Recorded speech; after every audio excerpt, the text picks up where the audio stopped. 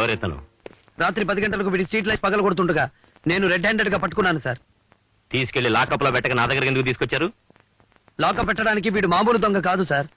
పెద్ద మనిషిగా చలామణి అవుతూ సమాజాన్ని తెలివిగా ఉంటున్న ఘరానా దొంగ చేతిలో కీలు బొమ్మ.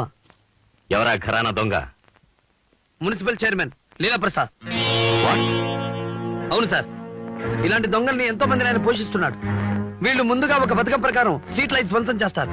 ఆ తర్వాత కొత్త లైట్స్ ఫిక్స్ చేసే కాంట్రాక్ట్ ని తన మనిషికి ఇప్పిస్తాడు చైర్మన్ లీలాప్రసాద్. ఇది ఎన్నాళ్ళుగానూ జరుగుతున్న చరిత్ర సార్. ఇదంతా నీకెలా తెలుసు? వీడే చెప్పాడు. ఆ నిజాన్ని స్వయంగా మీరే వినండి. చెప్పరా? చెప్పు. బాబు, నా క్లబ్ లో పనిచేస్తున్నానండి. నేను ఆయన మనిషిని చెప్పి అన్యాయంగా నీ కేసులు ఇరికించి బలవంతంగా లాక్కొచ్చారండి. ఇడియట్, మాట మారుస్తారా? నిజం చెప్పు. Stop it. కుమార్ సార్, నిన్న అనవసరంగా కేసులో ఇరికించాల్సిన అవసరం ఇన్స్పెక్టర్ గారికి ఏముంది? అది మా క్లబ్ లో చిన్న ఫైటింగ్ జరిగిందండి. మ్మ్. ఈ ఎస్ఐ గారు నా మీద పగబట్టి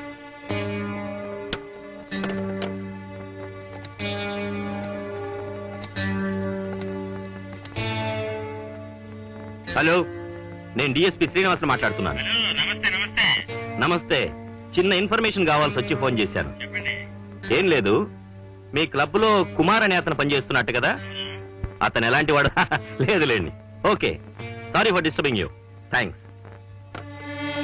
నువ్వు వెళ్ళొచ్చు. నమస్కారం అండి.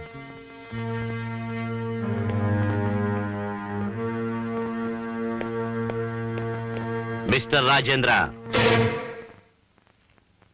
నా చెల్లెలు లీలాప్రసాద్ కోడలు కాబోతుంది కాబట్టి ఆ లీలాప్రసాద్ ని ఎలాగైనా నా ముందు దోషిగా నిలబెట్టాలని ప్రయత్నిస్తున్నావు. నీ తెలివితేటలు నేరాల్ని పరిష్కరించడంలో చూపించు. అది కాదు సార్. You can go. చూడు దాదా, ఆ ఎస్ఐ రాజేంద్ర గారు మన లీలాప్రసాద్ గారు చేసే ప్రతి పనికి అడ్డొస్తున్నాడు. వాడిని లేపేయడానికి ఒక మంచి పథకం వేశాం. దానికి నీ సహాయం కావాలి. నన్ను ఆ రొంపులోకి దింపొద్దు. ఆ పనులే మానేశాను. మానేయడానికి నువ్వెవడవయ్యా?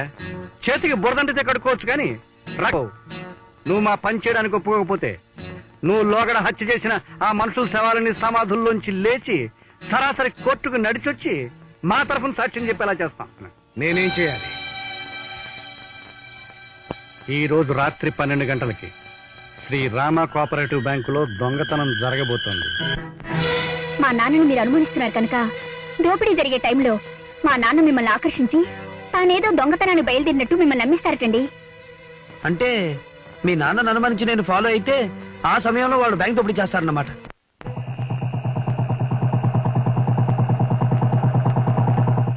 బాబాయ్, ఇదేంట్రా ఇక్కడికి ఎలా వచ్చావు? డాడీకి మమ్మీకి మస్కా కొట్టచ్చా? పద, నిన్ను ఇంటి దగ్గర దించుతా. ఆహా, నేను వెళ్ళను, నీతోనే వస్తా. మాట వినకపోతే కొడతా. ఆహాహా, నువ్వు నన్ను కట్టవుగా. ఒరేయ్, నువ్వు నాతో చేంజ్ చేస్తావరా? నువ్వు దొంగలు పట్టుకుంటే నేను ఫోటోలు తీస్తా. నువ్వు పెద్ద పోలీస్, నేను చిన్న పోలీస్. ఒరేయ్, నువ్వు ఇంటికి వెళ్తావా వెళ్ళవా? నువ్వు తీసుకెళ్ళవా? సరేరా.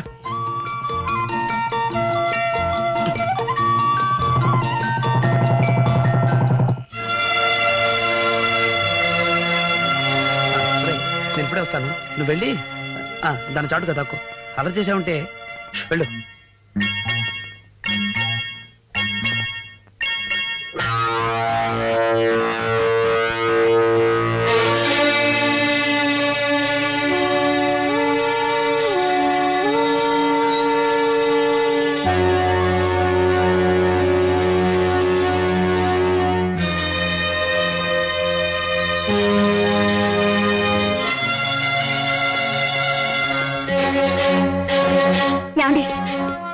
పద, తొందరగా బట్టలు మార్చుకుందాం.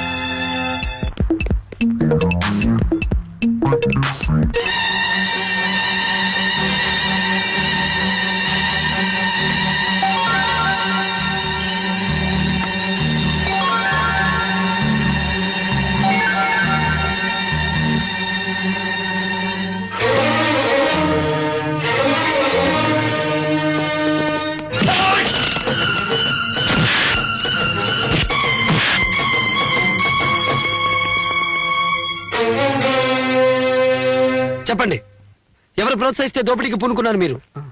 పుట్టు గుడ్డి వాళ్ళమండి అయ్యా, మేము దొంగతనం చేయడు బాబు. Shut up! మీరు గుడ్డివాడు కావచ్చు, కానీ మీరు నేరం చేస్తుండగా చూసిన నేను గుడ్డివాడిని కాదు. చెప్పండి. బ్యాంకు దోపిడీలో పట్టుకున్న నేరస్తులు వీళ్ళేనా? అవును సార్. మ్మ్.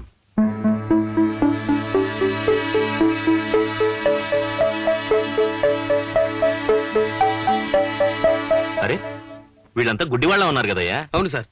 మరైతే రేపు కోర్టులో వీళ్ళే నేరస్తులని ఎలా రుజువు చేయగలం? మనుషుల దగ్గర ట్రైనింగ్ పొందిన కుక్కలు పాములే విచిత్రాలు చేస్తుండగా లేనిది ఈ గుడ్డివాళ్ళు చేయడంలో ఆశ్చర్యం ఏముంది సార్? ఈ పాయింట్ మీద జడ్జి గారితో. నమస్తే. మా బ్యాంక్ దోపిడీ చేసిన దొంగల్ని పట్టుకున్నట్టు కదా? మన నగరంలోని పోలీస్ శాఖ చాలా శ్రద్ధగా పనిచేస్తుందని చెప్పేసి మనవి చేసుకుంటూ మిమ్మల్ని కంగ్రాచులేట్ చేస్తూ నేను మౌనం వహిస్తున్నాను. ఇంతకీ ఎవరన్నా నేరస్తులు? ఈ గుడ్డివాళ్ళు. వాట్? అడుక్కోటానికి కూడా పక్కవాడి సాయం అడిగే ఈ గుడ్డి వాళ్ళు బ్యాంకు దోపిడీ చేశారా? What is it you are talking? Fact, bare fact. చట్టాన్ని, ఈ పట్టణ ప్రజల్ని గుడ్డివాళ్ళు, కొందరు పెద్ద మనుషులు వీళ్ళని అడ్డు పెట్టుకునే దోపిడీలు చేస్తున్నారు. చూడండి ఎస్ఐ గారు, మీకు నేరస్తుల్ని పట్టుకోవడం చేత కాకపోతే చేత కాదు అని చెప్పండి. అంతేగాని మీ అసమర్థతని కప్పించుకోవాలని వీధుల్లో అడ్రస్ లేకుండా పడుండే ఈ నలుగురు పుట్టు గుడ్డి వాళ్ళని అరెస్ట్ చేసి మా కన్నీళ్లు తుడవడానికి ప్రయత్నించకండి. లీలాప్రసాద్ గారు. అవునండి, ఆయన అన్న దాంట్లో తప్పే ఉంది. మా కోఆపరేటివ్ బ్యాంకులో 3,000 మంది మెంబర్లు ఉన్నారు. వాళ్ళందరికీ మేము సమాధానం చెప్పాలి. ఈ దోపిడీ చేసింది గుడ్డి వాళ్ళని మేము నమ్మించడానికి ప్రయత్నిస్తే మమ్మల్ని చప్పుచ్చు కొడతారు. అంతేకాదు, ఈ దోపిడీలో మాకు కూడా భాగం ఉందని చెప్పేసి మమ్మల్ని అనుమానిస్తారు. అందులో తప్పే ఉందిలేండి. రాజేంద్ర, సాక్ష్యాధారాలు పూర్తిగా లేనిదే కేసు ఫైల్ చేయకు. సార్, ఈ గుడ్డివాళ్ళ నేరస్తులన్న సాక్ష్యాన్ని నేను 10 నిమిషాల్లో తీసుకొస్తాను. Please give it 10 minutes. మ్మ్. చూడండి ఎస్పీ గారు, అతను ఏం రుజువు చేస్తాడనేది మాకు అనవసరం. మాకు కావాల్సింది మీరు అసలు నేరస్తుల్ని పట్టుకోవటం, శిక్షించటం. That's all.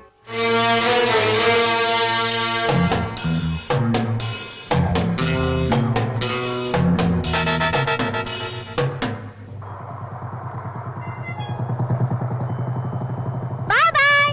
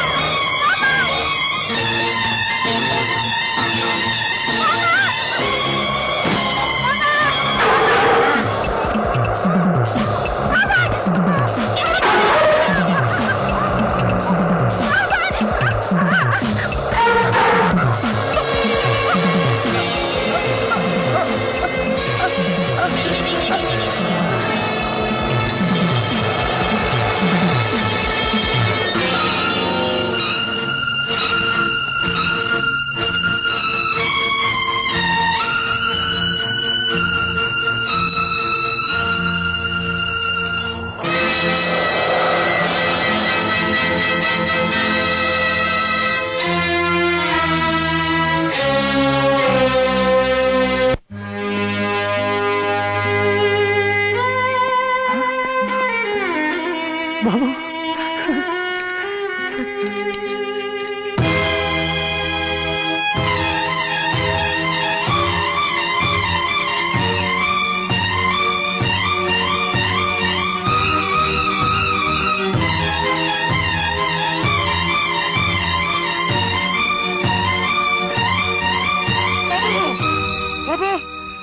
What happened, Rajendra?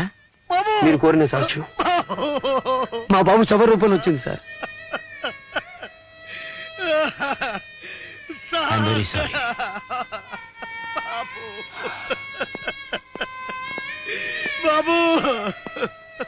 Sir, ఆ గుడ్డివాళ్ళ నేరస్తులని మిమ్మల్ని నమ్మించడానికి చేసిన ప్రయత్నంలో నేను చెల్లించిన మూల్యాన్ని చూశారుగా సార్. ఈ పసివాడి వాళ్ళ నేరానికి సాక్షి.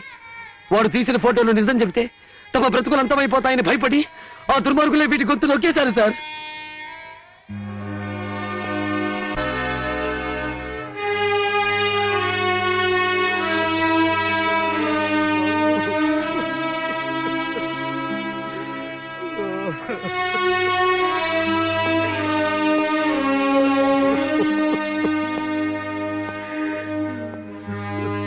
అన్నయ్య, ఎన్నోసార్లు నిన్ను క్షమించగలిగారా, కానీ ఒక్కసారిగా షట్టప్ అని నా కొడుకు నోరు శాశ్వతంగా మూసేశావు. దీనికి మాత్రం నిన్ను ఎన్నటికీ క్షమించలేదురా.